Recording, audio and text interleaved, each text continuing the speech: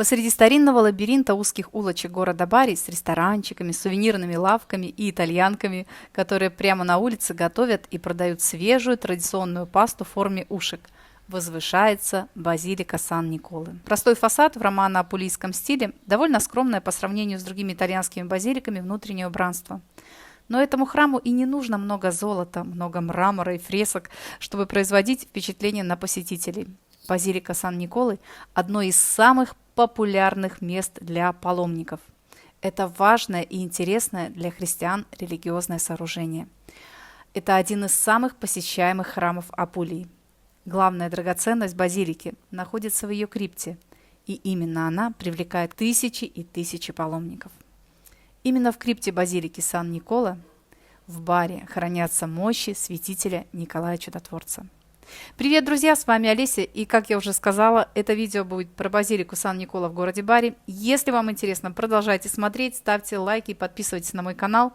Кстати, у меня на канале есть уже видео про интересные факты из жизни святого Николая.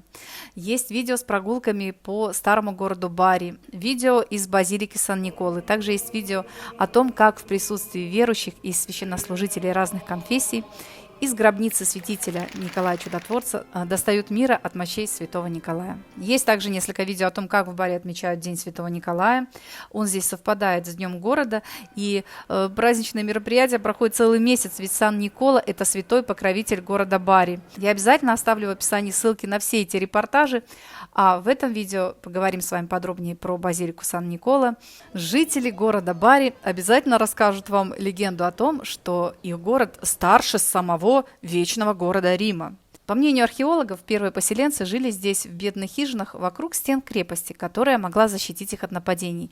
И считается, что одним из ореолов первых поселений было именно место, где сейчас находится базилика святого Николая. В разное время своего существования город Бари находился под владычеством римлян, арабов, византийцев, норманнов. В 1071 году после продолжительной осады город Бари сдался нормандским наемникам. Неожиданно Бари, самый богатый город юга, столица, он не только вытесняется с ближневосточных рынков, но и рискует полностью потерять свое влияние в регионе. Предприимчивая городская знать проявила недюжинную изобретательность, чтобы найти выход из этого положения. Было решено похитить мощи святителя Николая и привести их в город Бари. И это должно было вернуть городу, даже если не статус столицы, то хотя бы придать ему значимость религиозного центра.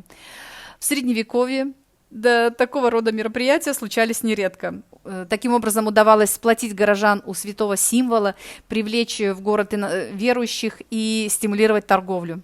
В этот момент политический центр переместился из города Бари на побережье Тиренского моря. И несмотря на потерю политического престижа, город Бари не собирался довольствоваться второстепенной ролью. Чтобы вернуть былое величие, была собрана экспедиция за мощами святого Николая. Конечно же, под благовидным предлогом спасти гробницу святителя от уничтожения мусульманами. Надо сказать, что выбор святителя Николая был даже в какой-то мере закономерным. В городе Бари было на тот момент два самых распространенных имени – это Иоанн и Николай. И даже на тот момент существовало 3 или 4 церкви в честь святого Николая. С другой стороны, в Малой Азии, где находился город Миры, где было место захоронения святителя Николая, на тот момент заполонили турки, и никто бы даже не обвинил барийцев в похищении реликвий у восточных христиан. Кроме того, Миры находились на морском пути барийских кораблей, которые отправлялись в Сирию. И поэтому было довольно просто проникнуть в город под видом торговцев. Святой Николай являлся самым важным святым христианского календаря, поэтому присутствие его мощей в Бари должно было обеспечить оживленное паломничество, что в те времена было равнозначно мощному потоку религиозного туризма. Итак, в начале 1087 года 3 корабля, груженные зерном и продуктами сельского хозяйства, как обычно, взяли курс на Сирию, хотя в городе уже ходили слухи о возможном похищении.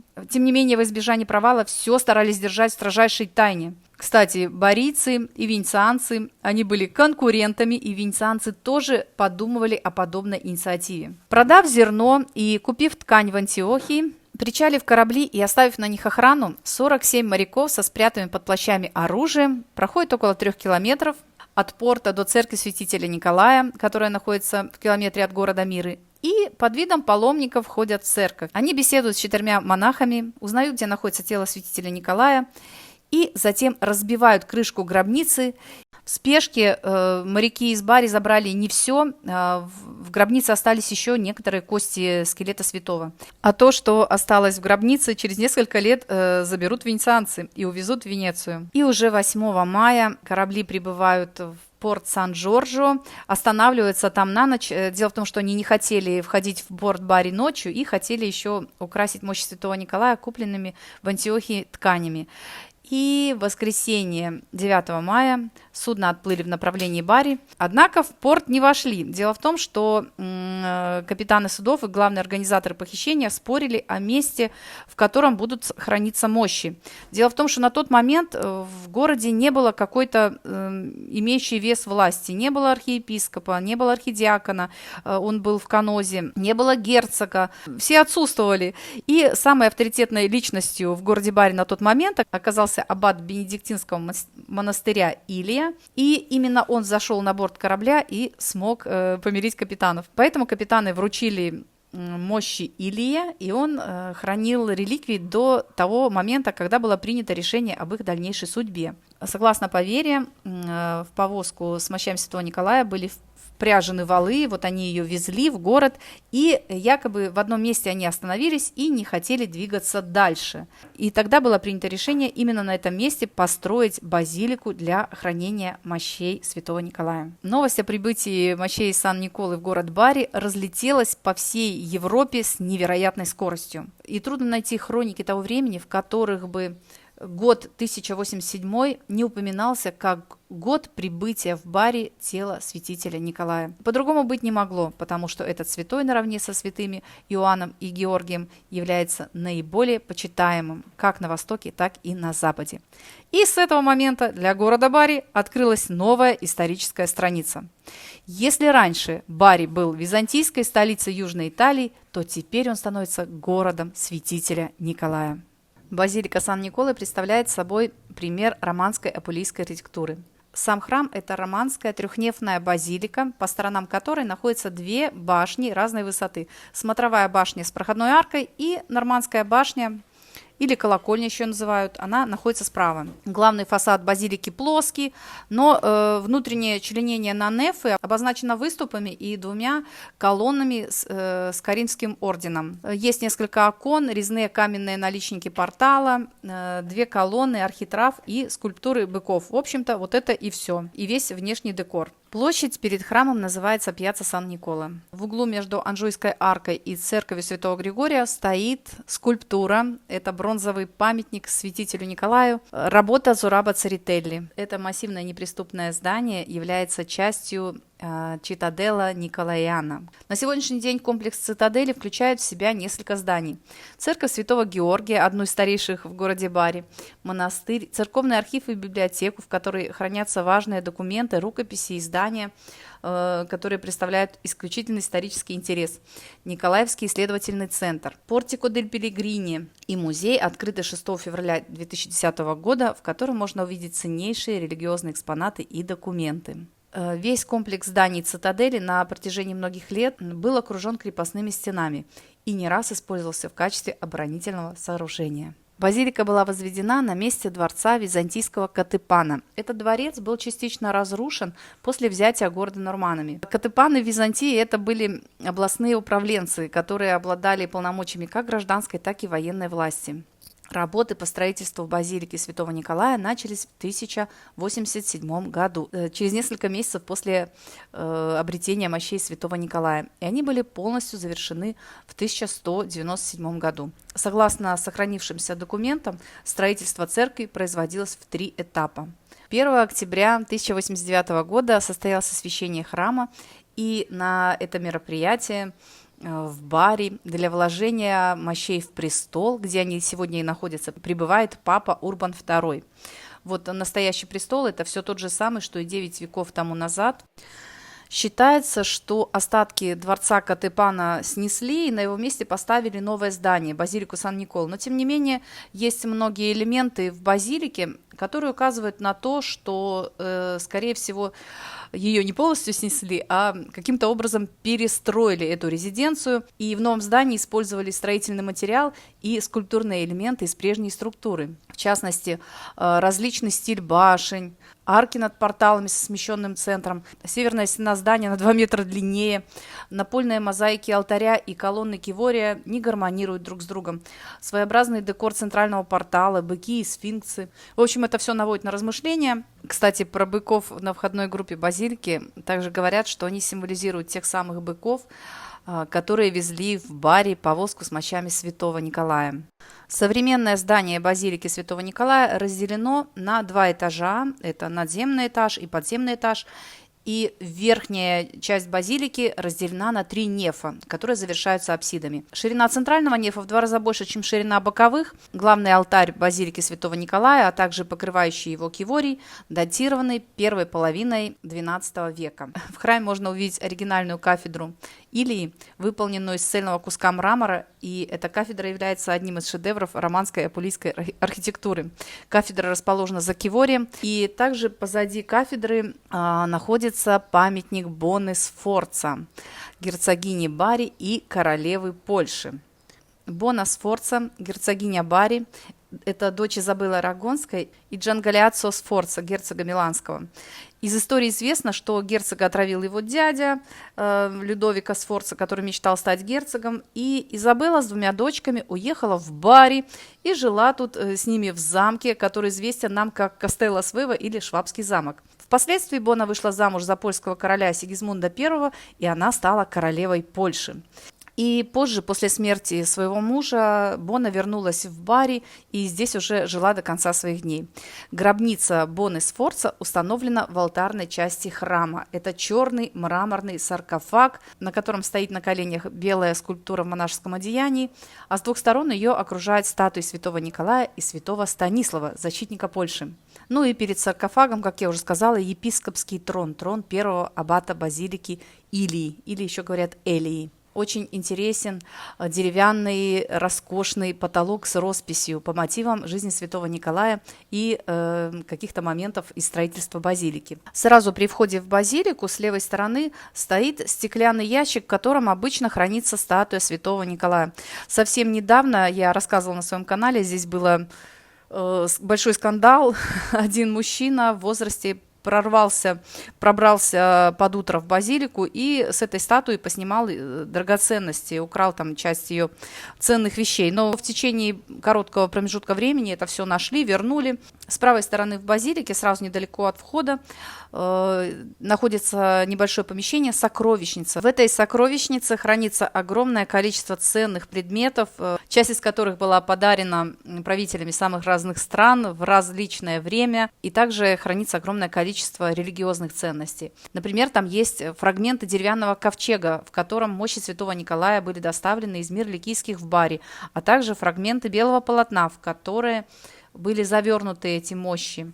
А еще там есть частица животворящего креста Господня, частица святой губки, которую смачивали уксусом и смачивали губы Спасителя, когда он был на кресте, шип из венца Спасителя Христа, зуб Марии Магдалины, мощи разных святых, а также в этой сокровищнице хранятся мощи Лонгина Сотника, того самого человека, который пронзил тело Христа копьем, когда Иисус Христос мучился на кресте. В правом трансепте базилики святого Николая хранится большой серебряный алтарь, который некоторое время покрывал гробницу святого.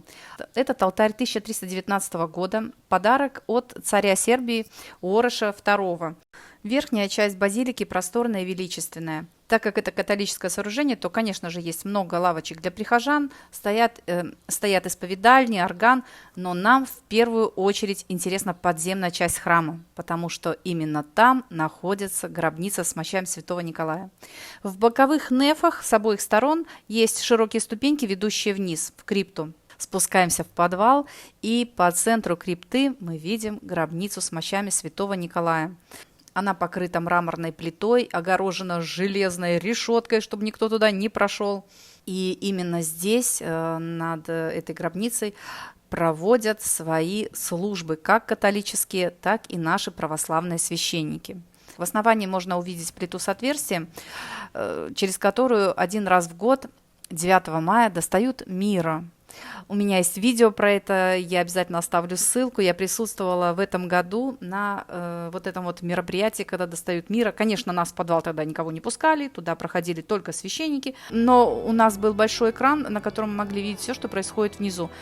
В общем, кому интересно, проходите, посмотрите. Мира от мощей святого Николая получается совсем немного, его разбавляют святой водой, и впоследствии именно вот этот вот раствор можно купить прямо здесь, при храме есть лавка, церковная лавка, можете там пройти и все купить. С двух сторон сверху на плите установлены 2 лампады, закрепленные на валах, которые по преданию и везли повозку с мощами в город. Одна из архитектурных особенностей крипты – это ее колонны. Они все разные, разного диаметра, разной текстуры. Капители у них у всех разные, отличаются. Есть цветочные мотивы, есть изображения животных. Кстати, в верхней части базилики капители колонн, разделяющих неф и храма, они тоже выполнены с разными рисунками. Такое ощущение, что все эти колонны пособирали с разных сооружений, посвозили в кучу с разных мест. Может, оно так и было. Предполагается, что ранее вот это вот помещение, где сейчас находится крипта святителя Николая, оно являлось залой дворца Катапана. Судя по византийским капителям, большинства колонн, вот эти вот капители с виноградными лозами, с растительно-цветочными мотивами, возможно, оно так и было. Поскольку святой Николай очень почитаем среди православных христиан, то вот эта вот крипта в базилике Сан-Никола – это единственное место в базилике, где разрешают проводить православные службы. Вообще базилика Святого Николая – одно из немногих сооружений, в котором проводят свои службы как католики, так и православные, как католическая, так и православная церковь. Эта крипта уникальна, потому что в ней есть 2 алтаря – католический над мощами Святого Николая и православный. Так как с каждым годом поток русских паломников в базилику к мощам Святого Николая становился все больше и больше, в 1967 году был устроен православный иконостас специально для того, чтобы наши священники могли проводить здесь службу. Но, тем не менее, служители русской церкви по привычке предпочитают проводить службу на алтаре над ракой с мощами Святого Николая по католическому обычаю. А этот православный иконостас очень часто используют для служб румынская церковь. Площадь крипты около 450 квадратных метров. Потолок сводчатый, он опирается на 26 мраморных колонн с резными капителями. Кроме саркофага с мощами Святого Николая, в крипте базилики также находится сербско-византийская икона Святого Николая. Она находится за ограждением, прямо за алтарем с мощами Святого Николая. Также тут есть православная капелла с деревянным иконостасом для проведения православной литургии.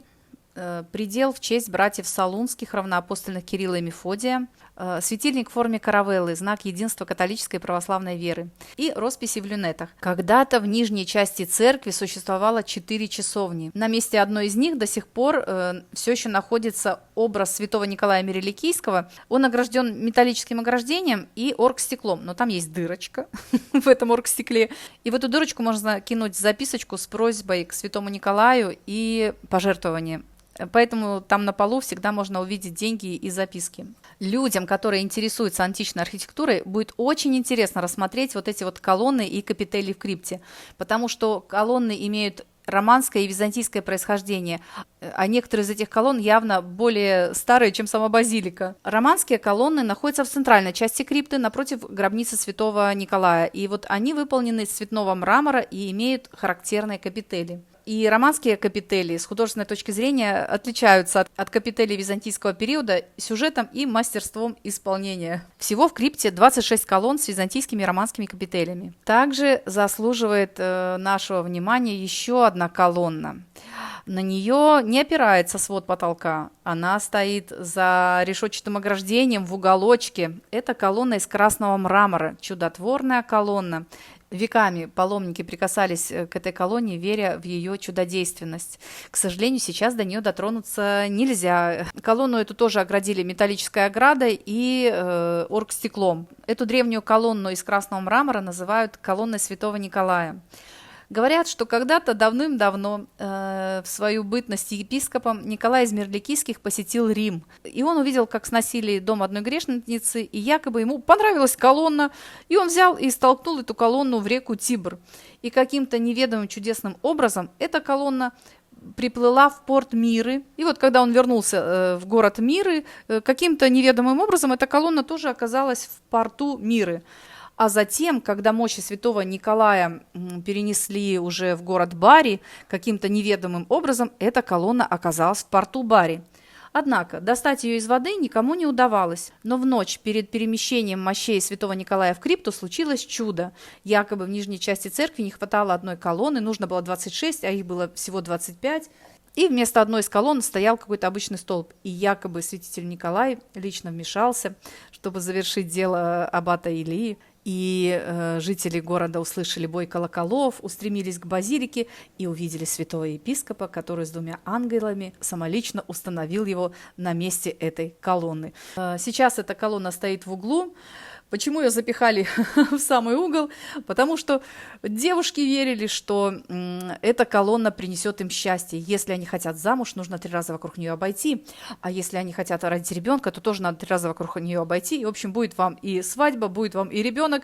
И вот дружно все вокруг нее ходили. В общем, сейчас, чтобы святыню эту не трогали и не ходили вокруг нее, вот так вот ее в уголочек засунули. Кстати, аббат Илия, который хранил мощи святого Николая до того, как их перенесли в базилику, и который начал строительство базилики Сан-Никола, он тоже хранится здесь, в этой же базилике. Если вы будете спускаться в крипту базилики с правой стороны, по ступенькам, которые находятся в правом нефе, вы увидите небольшой античный каменный барельеф с изображением философов. Вот этот вот барельеф и закрывает гробницу аббата Илии. Друзья мои, в общем-то, это все, что я вам хотела рассказать про базилику Святого Николая. Я надеюсь, что вам было интересно. Если вам понравилось, ставьте лайки, подписывайтесь на канал, еще что-нибудь про базилику расскажем.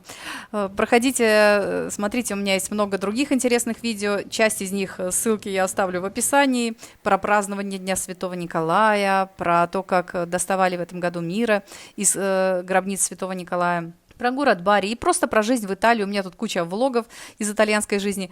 В общем, я на этом с вами прощаюсь. Всем огромное спасибо за просмотр.